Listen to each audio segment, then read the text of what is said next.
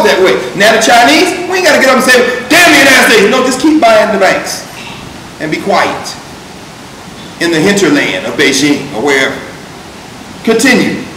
Ferdinand Bardell amplifies many financial centers, Piazzetta, spread up in Europe in towns that were of recent origin. But if we look more closely at these sudden and quite considerable developments, we shall find that they were in fact ramifications of Italian banking that had by then become traditional. In the days of the fairs of Champagne. Wow. Now you got the names of people and towns and you drink the liquid and champagne, give me champagne. Wow. In the days of the fairs of Champagne, it was all bank bankers from Siena, Lucca, Florence, or Genoa who held the money changer scales. It was they who made the fortunes of Geneva in the 15th century, and later those of Antwerp. They did the diamonds, Lyon, and the Medina del Campo. In short, throughout Europe, a small group of 1 in 4 men kept in touch by an active correspondence controlled the entire network of exchanges in bills or specie, thus dominating the field of commercial speculation. So we should not be too taken in by the apparent spread of, quote, finance. Meaning what? They stayed in touch with each other, so they said, you know what? I was in this place the other night. This guy stumbled in. He had this black liquid. I took a taste. I was like, yo, it was coffee. I'm telling you, coffee's the next big thing. Let's go find somebody that's willing to get on a boat and do that. Well, I got this guy in here from Holland. He a young dude. He willing to go get on the ship. He done had the scurvy twice and survived, so he seemed a little rancy with it, you know, so. Let's give him $1,000 and see what he do. You come back in 100 years, you got the Dutch East India company. And maybe it's not coffee, maybe it's tulips. Maybe it's not coffee or tulips. Maybe it's, well, you know what? Coffee's great, but this here, I promise you cats who don't like coffee gonna love this one. It's that sugar. Oh yeah, tobacco too. Cats who don't like the coffee and tobacco, they go, everybody eat the sugar. I gave sugar to a baby, bouncing off the wall. I promise you. Came back for more. It's better than what? Now, if they came down with their crack, they'd be like, y'all out y'all mind. As soon as you get weaned off that crack, you still gonna eat on that ice cream. We got you with that sugar 500 years ago. And, because there ain't no sugar plantations in Europe, or Southern Europe, because guess what? Napoleon was out of his mind. Because after capitalism had ensconced itself in the form closer to what we know now, the biggest feudal state that he had, what do you know feudal state? It's a slave state, straight up. And it was the engine of finance in France. The largest sugar colony in the world was what? Haiti. So when them Negroes got machetes and those women and men cut the throats of Napoleon's army and took their independence, it damn near ruined the French. So then Napoleon said, damn, we can't, that sugar cane is gone. Wait a minute.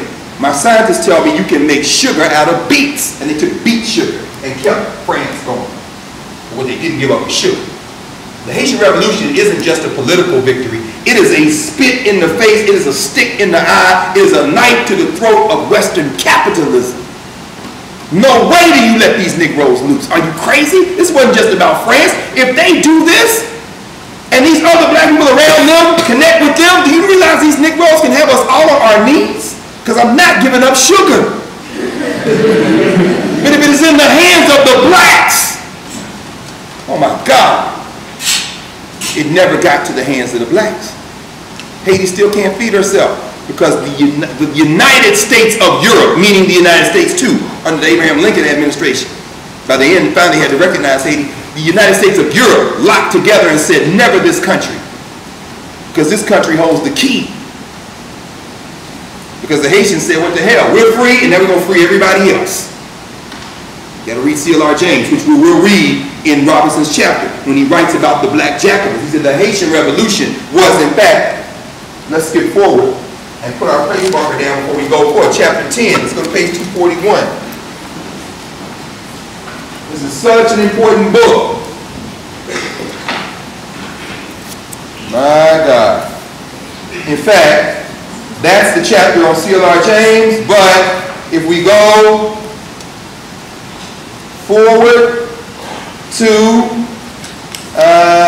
British socialism, black mass, might find me a nice Haitian, because this is a clean copy.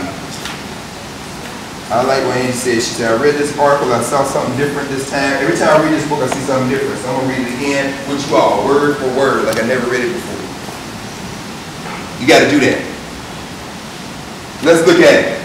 Page 241, C.L.R. James, the Black Radical Tradition, Black Labor in the Black Middle Class, and Trinidad in the warm Caribbean Sea, where colonies of African labor were compressed onto the Antilles, the tropic archipelago that serpentined its way from the open claw of the Yucatan and Floridian peninsulas of Central and North America to the northern crowns of Venezuela and Colombia and South America. The same black anti-logic extended itself into the 20th century. In the earlier century, it destroyed the plantation economy upon which the momentum of African slavery rested, but the Africanization of the islands, meaning their transformation from forced labor into peasant economies where daily life was mediated by the cultural syncretism of the diaspora, has been incomplete. Let's stop right here, because that's the Caribbean that C.L.R. James was born into. It's still the Caribbean.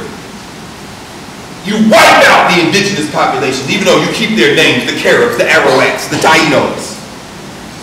You implant the children of Africa and Africanize the entire region they describe so eloquently there, scooping all the way from Florida through the Gulf, all the hurricane place. It's hurricane season again. We say a prayer for everybody's families. You got to come through another. Sweeping all the way through, licking the bottom edges of Alabama and Mississippi and Louisiana, then scraping the edge of the Yucatan Peninsula where Mexico is, and then coming out and hitting the top edge of Latin America, Venezuela, Colombia. All that's the Africanized Caribbean.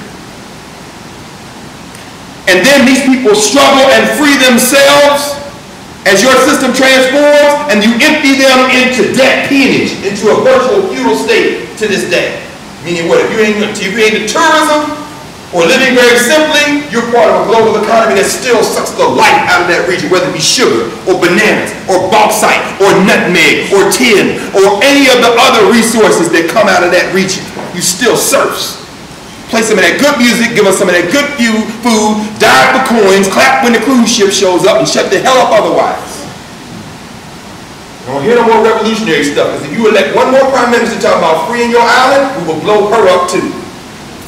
Learn the lesson of Walter Rodney. Learn the lesson of every political assassination we've ever had in the Caribbean. What? You not gonna free? Hell no. We still remember 200 years later the specter of Haiti. Lost your mind. All Maurice Bishop wanted to do in Grenada is say, we're going to free ourselves here. What did they make in Grenada? They were the world's producer of nutmeg. Ronald Reagan said, we're with the communists.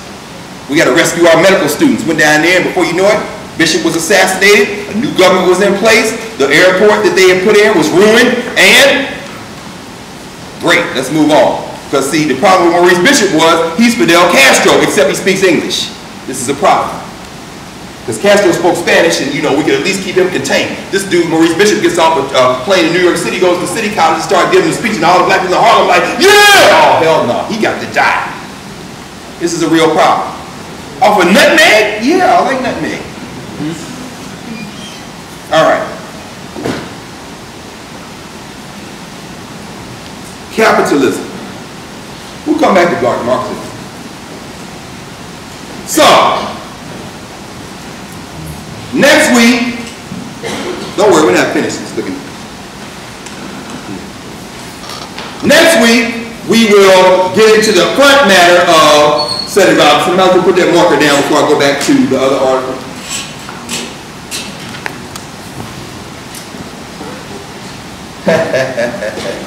Let's go with the forward on page Roman numeral XI.